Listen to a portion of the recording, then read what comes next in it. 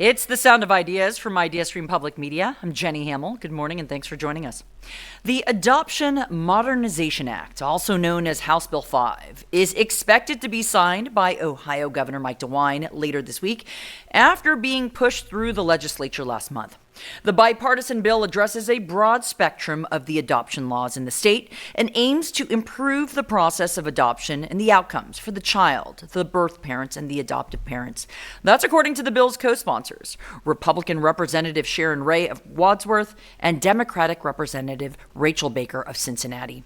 Both co-sponsors are intimately familiar with adoption, as Ray was adopted as a child and Baker herself has adopted children.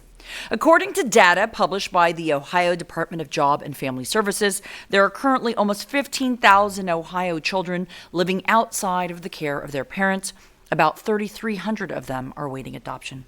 So this hour, we're going to begin by talking about the adoption process in Ohio and how the Adoption Modernization Act will change the current system. We are joined by Representative Rachel Baker of District 27 in Cincinnati by phone. Representative, thanks so much for calling in. Yeah, thank you so much for the invitation. Of course. And we're also joined in studio by Betsy Norris, Executive Director of Adoption Network Cleveland, which is an adoption advocacy and support organization. Hi, Betsy. Thanks for coming in. Hi, happy to be here. And if you'd like to join the conversation, you can call us at 866-578-0903. You can email us at soi@ideastream.org, or you can tweet us. We're at Sound of Ideas. All right, Representative. So I'm curious, you have lived experience. You've adopted several children. I wonder if there were aspects of your experience that informed what you thought needed to be changed or made better with the adoption process. Yeah, absolutely.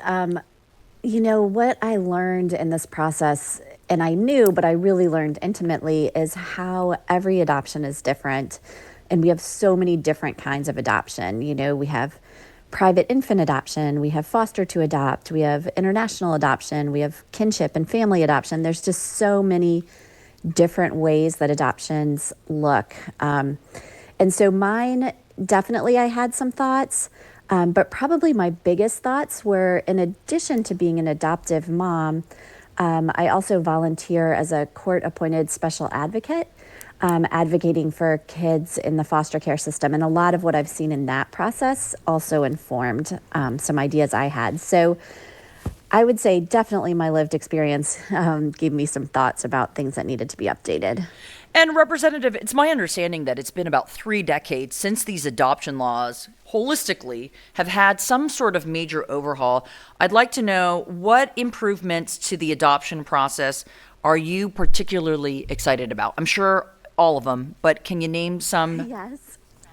Yeah, sure. And you're right. 1996 was really the last major overhaul of the chapter that includes all of these adoption codes. And so, if we think of things that have happened since 96, delays and costs and those kind of things have changed in those years.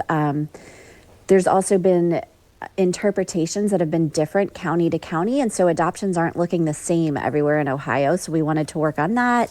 And then we've had some Supreme Court precedents that have been issued since 96, and so we wanted to align that. So a lot has happened since 96. I'm happy to talk about some of the things I'm really excited about. One of them would be increasing financial support for birth parents. So current Ohio law states that adoption-related expenses can be reimbursed up to $3,000 for a birth mother. And that rate was set a while ago. So if we think of 9 months of pregnancy, $3,000 doesn't go very far in supporting that birth mother. And so the bill will increase that to a maximum of $6,000. And let me ask you a question about that. Yeah. Sorry, because I know that Sure. you said there was conversation about not making the amount too high, although I think you thought maybe it could go a little bit higher with kind of the current state of how expensive things are, et cetera, but not wanting to kind of incentivize in any way or prey upon someone who might, struggle with money and whatnot and try to encourage them giving up their child. Yeah, this part of the bill, the deciding on the financial support, was really a great exercise for me to see how important it is to have all the interested parties in the same room discussing things. Because I'm coming at this thinking of foster kids, thinking of international adoption, and really not the lived experience or the professional experience with private adoption. So, my initial thought is let's pay all of their expenses for 9 months. And then seeing the pushback in the room of places that have done that, and you know, unfortunately, there might be decisions made about who would be selected as the adoptive parents based on what they could pay. And if there's no limit, what's an expense? Buying a car, and we really don't want to get in the business of whoever can pay the most is the adoptive parent. We want the best interest for the child, the best fit. So this coming up with doubling the rate to $6,000 was a huge negotiation between wanting to really support pregnant people, as they're making an adoption plan, but then also not, incentivizing or not, putting a advantage for people who have a ton of money and just want to pay a ton of money to be selected, if that makes sense. So it was a really interesting conversation, and it was a great having tons of advocates in the same room and being able to talk through that. And we kind of all came up with the decision, okay, let's double what's allowed. And we also, the probate court retains oversight of that reimbursement process. So the expenses that are reimbursed go through the court system and are, they make sure that we're reimbursing legitimate expenses. All right, Representative, we're going to talk about more aspects of the bill, but I want to bring Betsy into the conversation. Your organization, Adoption Network Cleveland, did give input into the process of this bill making. And I know that you, Betsy, are focused on this through the lens of the children in our local foster care system. So what in your eyes had the most urgency or continues to when it comes to safeguarding these children in the process of being fostered and adopted?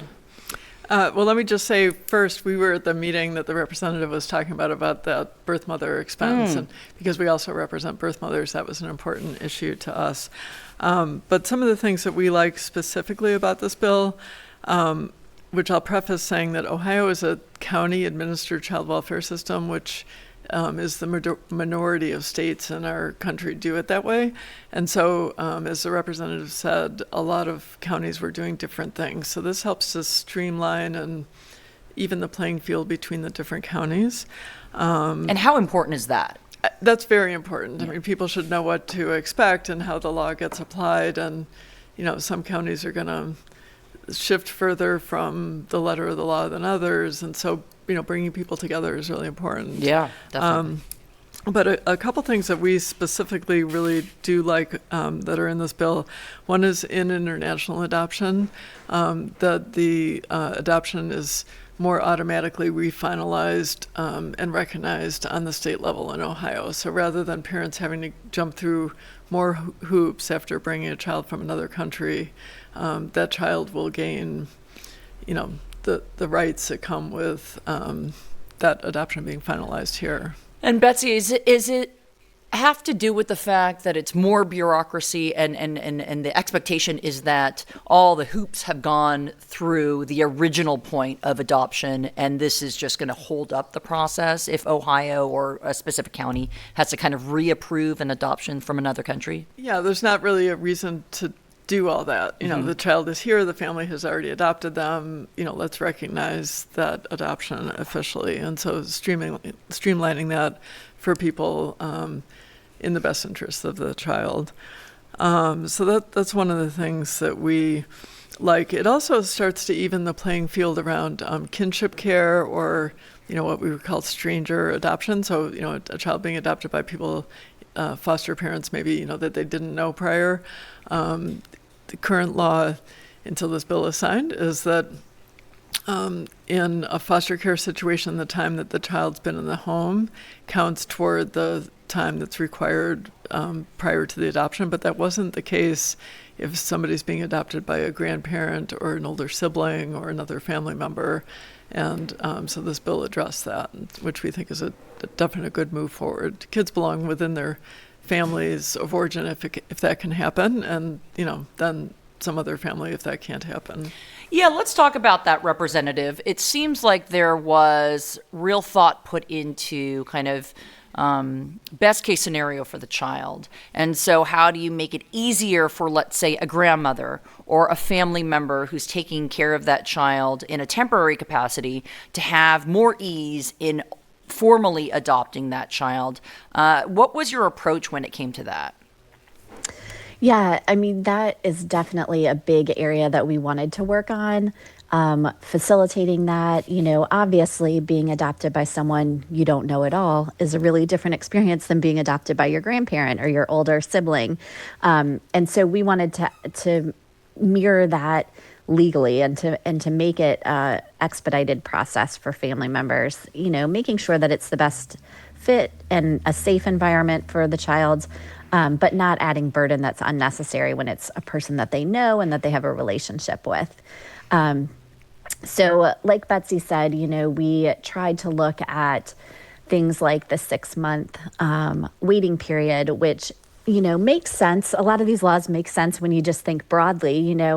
If a child becomes eligible for adoption, is placed in a home, there's a 6-month waiting period until the adoption is finalized, which makes some sense, to kind of work things out, make sure the home is a good fit for both. But that doesn't make sense when it's their older sibling or someone that they've had a lifelong relationship with. And so streamlining some of that, I think, will take some of the time, take some of the delays out of the process for family members. So that was a big move. There was some parts of the law that were slightly easier or slightly more streamlined for grandparents, for step-parent adoption. And so we added adult siblings to those groups. So if an adult sibling adopts their younger sibling, that some of those efficiencies would apply to them too. So we did try to look through it and think of ways that we could maintain safety, making sure this is a good fit and this is a good placement and the child's in a good place, but expediting the process. Betsy, I'm wondering if you can give me kind of a picture of the local foster to adoption landscape. How many kids locally need adoption that are in the foster care system, and who's adopting them? Okay, so in Cuyahoga County right now, there's 909. I think this is the end of October. There were 909 kids in the permanent custody of the county, which means that they're legally free for adoption. It's been determined they can't safely go back home, and the parental rights have been terminated. Not all of those kids will be adopted, sadly. The county, I think, finalizes about 150 to 200 adoptions a year, and 128 of those 909 right now are living in a home that intends to adopt them. So there's a lot of kids that are out there waiting. They're 0 to 18, often in sibling groups, and we ask a lot of foster parents to be really flexible to meet whatever that child's needs are going to be. And what if someone's interested in that? Because as a lay person, you hear stories about fostering. It sounds complicated. Obviously, you want what's in the best interest of that child, and you want to make sure that the person who's even interested in that has the capacity and the responsibility and the compassion to be a foster parent. So, what's the screening like? Who are you letting in when it comes to someone who might want to foster? So let me clarify that we're not an agency that licenses Right. people, but the county or the private agencies that they contract with, they're looking for all kinds of foster parents. Often foster parents are people who have already raised a family and really like parenting and want to give back.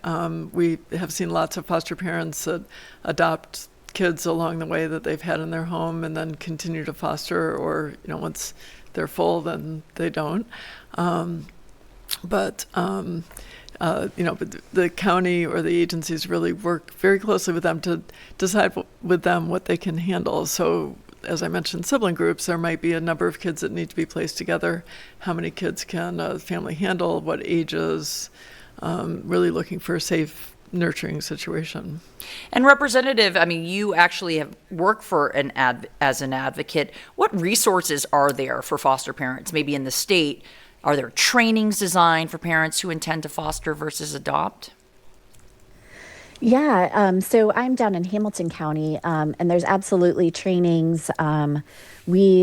The organization that I volunteer with, provides support for foster families and check-ins. So there's absolutely support, and I think there's kind of a special person who finds us in their heart to provide kids a safe place to be for a little while. And in a lot of these cases, it is a time for their birth family to kind of work a program and get ready to bring their kids back home. And so, knowing that you're going to provide home and safety and love and nurturing to kids that hopefully will be able to be reunited with their birth parents, takes a big heart. So there's lots of resources down here to help those families. And then when they do become, if it turns out that the family isn't able to, it's not in the best interest for the family to reunite, then hopefully this bill will help the adoption process at that point. Representative, I know there are other aspects. I mean, there's many aspects of the bill, but when it comes to private adoption, you mentioned, the compensation for the birth mother. Are there other key points of the bill that you want to highlight? That's the big one for private adoption. There's some other, like I said, there's just so many different kinds of adoptions. And so when you think of whatever pops into your mind with adoption, there's so many other ways that it looks. So the bill, current Ohio law, allows for an adult adoption of a person with an intellectual disability. And this law would expand that to a person with a developmental disability. So that definition includes intellectual disability, but is a broader term and looks at more chronic disabilities. So adult adoption was considered. And that's interesting because I wonder, I think more effort is being put into how we consider people with disabilities generally, and the fact that adults with developmental disabilities might need support and assistance. Absolutely. Okay, Betsy, let me ask you this, because I know you supported the bill, you wrote a letter saying so, but there's more work to be done in your vantage point. What are some of the key pieces of legislation that you're looking to and hoping to push through? So right now we're supporting two bills. This is the last week of the legislature before they end the 2-year session that they're in. So we'll see if there's any activity. But there's two bills that we're supporting, and actually Representative Baker is the sponsor of one of them. That one is House Bill 352, which is about adverse childhood experiences, to create a study commission to look into how the state can be most helpful and build that into practice. We're also supporting a bill, which is House Bill 164, which would provide a foster to college scholarship program. So for kids who have been in foster care in their youth, to have a scholarship for college. We look to parents to help send their kids to college. In the situation, the county is the parent. And so personally, I think we owe that to the kids to make that type of thing available. We also have several other initiatives. One of them is keeping siblings together, which is already considered a best practice, and there's a lot done to help keep siblings together. But we'd like to see even more, and more safeguards if they are placed separately, of how they're kept in contact and how that relationship is nourished. So there's lots of different things. We also have initiatives around adult adoptees and what type of information they can get. And Yeah, this was interesting. So can you tell me a little bit more about that? Because I know 23andMe has really kind of changed the landscape of an adopted child or whomever finding out genetically who they are related to. Yeah. So how has that kind of impacted everything? Well, so 10 years ago, we got the law changed after 25 years of effort, I hate to say, but it took a long time, so that adoptees can get their birth certificates up through adoption starting in 1996. And previous to our law change 10 years ago, the law had been changed for 96 forward to what's now a more restrictive. At the time, it was less restrictive, but now with that law change, it's more restrictive. And so we'd like to see the playing field evened in current adoptions as well as the past adoptions for adult adoptees to get information about themselves. So we have been working to get a bill about that introduced. We're also looking for safeguards around advertising. So until about 10 years ago, the state restricted advertising around adoption services and child placement to licensed agencies. And then they opened up the doors for parents, both birth parents, biological parents, and prospective adoptive parents to advertise directly, which we think puts vulnerable people at risk, and we'd like to see that stepped back. And I know, Representative Baker, that this bill, the Adoption Modernization Act, actually has a prong that protects and shields children from human trafficking. Judges will have the authority to revisit and vacate adoption orders if the child was a victim of trafficking, even if no one was convicted. Can you elaborate on that? Yeah, so current law has that the adoption is permanent and, is just like birth parent rights once the child's adopted, which is good. We want adoption to be a permanent placement.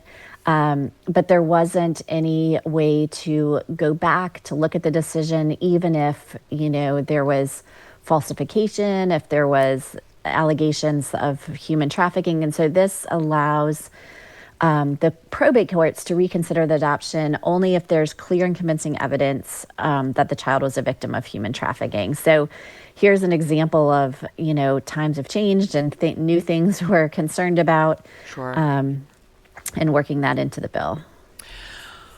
The Adoption Modernization Act, also known as House Bill 5, expected to be signed by Governor Mike DeWine this week, potentially on Thursday. Representative Rachel Baker of District 27 in Cincinnati, thank you so much for joining me. Thank you so much. And Betsy Norris, Executive Director of Adoption Network Cleveland, appreciate you coming in. Thank you. Thank you. You're with the Sound of Ideas from IdeaStream Public Media. I'm Jenny Hamill. Thanks for being with us this hour.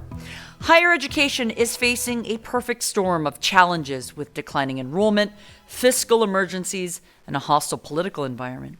Former Kent State University Provost Paul Gaston, in his new book, Rebuilding Support for Higher Education, offers advice for college administrators in how to weather this storm. IdeaStream's Jeff St. Clair recently sat down with Gaston to discuss the current crisis in higher education. We can't take your calls, but please send us your feedback via email at soi@ideastream.org.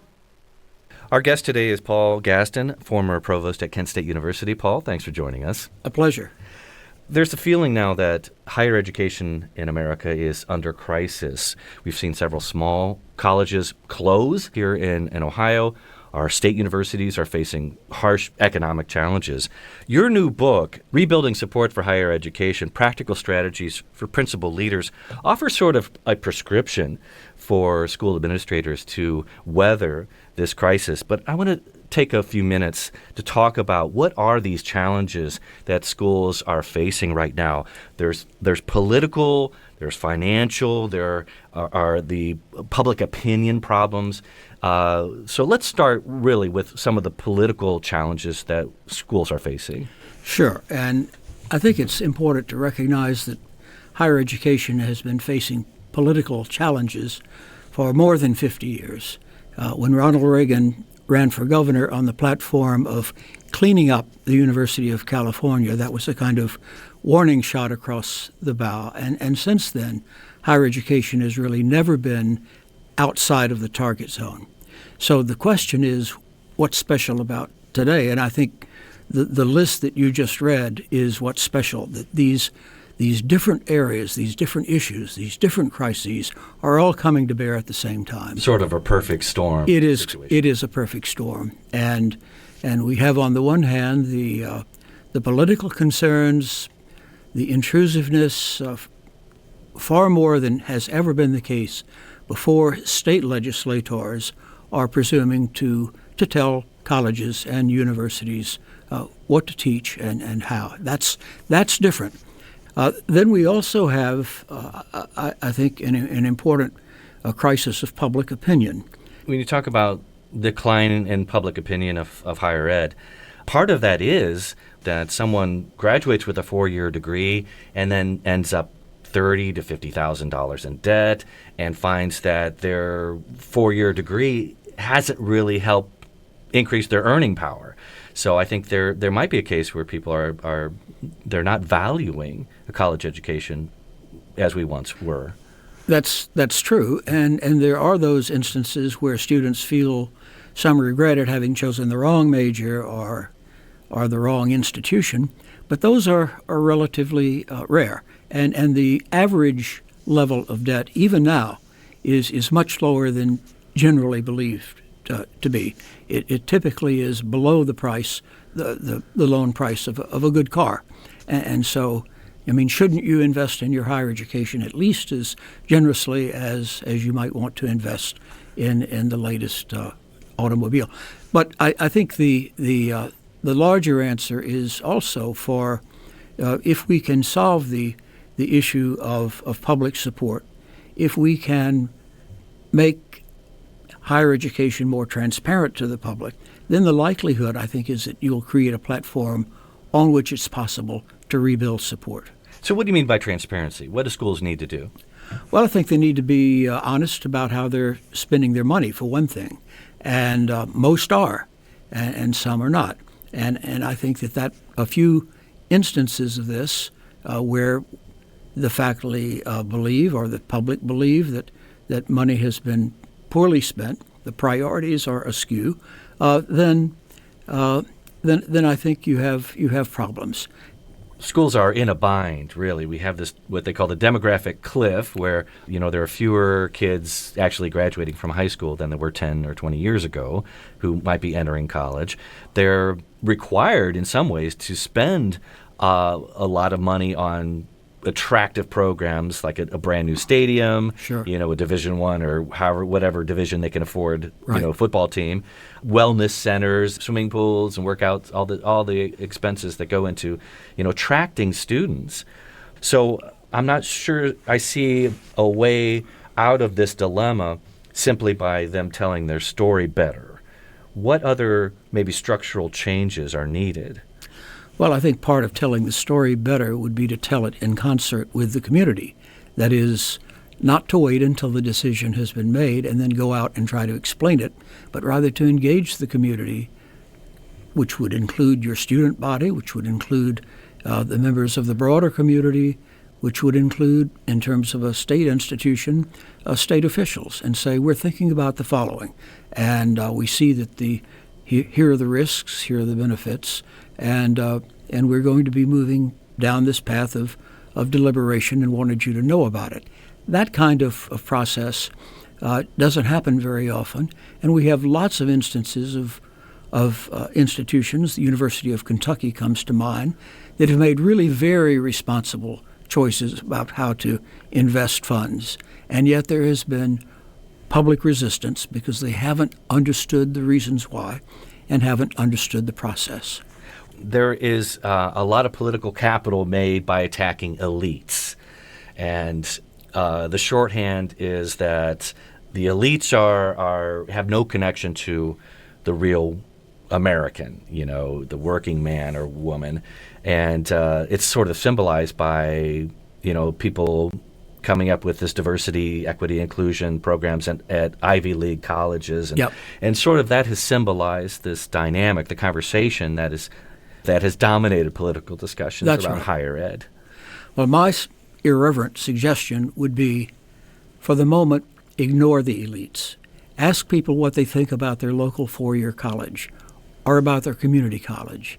Ask them if they believe that that those institutions are meeting the needs of the community. And I think you'll get a very different kind of response than if you just invoke the the specter of the elites. But it's very selective. We're talking about 1 to 2% of the higher education community. And so I think the real emphasis ought to lie on the kinds of institutions that most students choose. And the cover of my book is a photograph of the lawn at the University of Virginia, which was created by Thomas Jefferson, who believed that public higher education was the support for America's future. And that institution now, because of the decline in state support, probably charges $60,000, $70,000 a year in out-of-state tuition, and I've described that as one of the great ironies of the last 50 years. It's interesting to examine the change that we've seen where Thomas Jefferson saw the idea of higher education in America as a way for this country to succeed. And it essentially has. People from all over the world come to America because of our education system. That's true. But if in the general conversation that's going on right now, people are saying, they're just a bunch of liberal institutions, a college degree is not worth that much. They're spending money that they don't have and shouldn't have, maybe. State support is essentially gone compared to where it was a generation ago. So what has changed? Why was this once valued concept of higher ed now something that lawmakers think they really need to fix in fundamental ways? Yeah, well, I think when you hear a discussion like that, the wrong questions are driving that discussion. And I think the right questions have to do with an awareness of the full spectrum of American higher education and not just an isolated part that you select because you happen to disagree with it in some way. And so I think the readiness of people like yourself, people in the media, to continue asking the questions, okay, I hear you, but what about the community college? I hear you complaining about the Ivy League, but what about Tri-C? And typically you'll get a pause, and, well, they do some great stuff over there. And I love what they do for the community. And I love the way in which they create entry platforms throughout the calendar at all levels. So I think you'd get a different kind of conversation. And I think we ought to have that different kind of conversation more often than we do. We've been talking to Paul Gaston, former provost at Kent State University. His new book is Rebuilding Support for Higher Education. Paul, thanks for joining us. It was a pleasure, Jeff. Thanks. That was Paul Gaston in conversation with our own Jeff St. Clair.